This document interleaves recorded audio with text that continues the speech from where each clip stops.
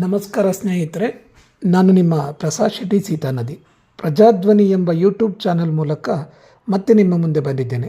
ಈ ವಿಡಿಯೋದಲ್ಲಿ ಇವತ್ತು ನಮ್ಮ ನಡುವೆ ಇರುವ ಒಬ್ಬ ವಿಶೇಷ ವ್ಯಕ್ತಿ ಮತ್ತು ಆತ ಮಾಡುತ್ತಿರುವ ಒಂದು ವಿಶೇಷ ಕಾರ್ಯದ ಬಗ್ಗೆ ಹೇಳ್ತಾ ಹೋಗ್ತೀನಿ.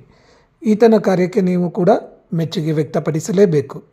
ಸಾಮಾನ್ಯವಾಗಿ ಈ ಸಮಯದಲ್ಲಿ ಎಲ್ಲರೂ ಈಗ ಶಬರಿಮಲೆ ಯಾತ್ರೆಗೆ ಹೋಗುತ್ತಿರುತ್ತಾರೆ.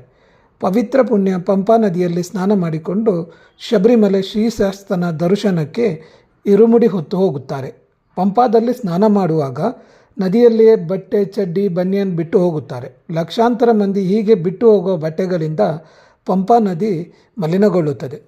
ಬೆಂಗಳೂರಿನ ಯಶವಂತಪುರದಿಂದ ಶಬರಿಮಲೆಗೆ ಹೋದ ತತ್ವಮಸಿ ಎಂಬ 23 ಜನ ತಂಡವೊಂದು ಈ ಮಲಿನಗೊಂಡ ಪಂಪಾ ನದಿಯನ್ನು ಸ್ವಚ್ಛಗೊಳಿಸುವ ಕಾರ್ಯದಲ್ಲಿ ತೊಡಗುತ್ತದೆ.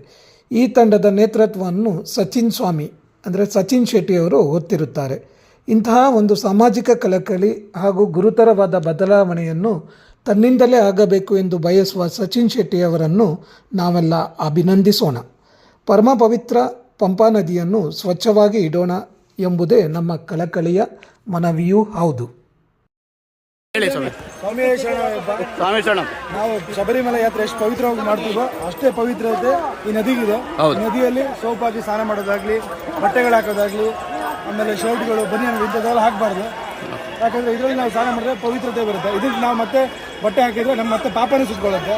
ಸೊ ನದಿ ಚೆನ್ನಾಗಿದ್ರೆ ನಾವು ಚೆನ್ನಾಗಿರ್ತೀವಿ. ಯಾವುದೇ ಕಾರಣಕ್ಕಾಗಿ ನದಿಗೆ ಬಟ್ಟೆ, ಸೋಪು, ಚಡ್ಡಿ, ಬಡ್ಡಿ ಇವೆಲ್ಲ ಅಂಥದ್ದು ಬೇರೆ ವಸ್ತುಗಳನ್ನೆಲ್ಲ ಹಾಕಬಾರ್ದು. ಪಟ್ಟಿ ಅಂತ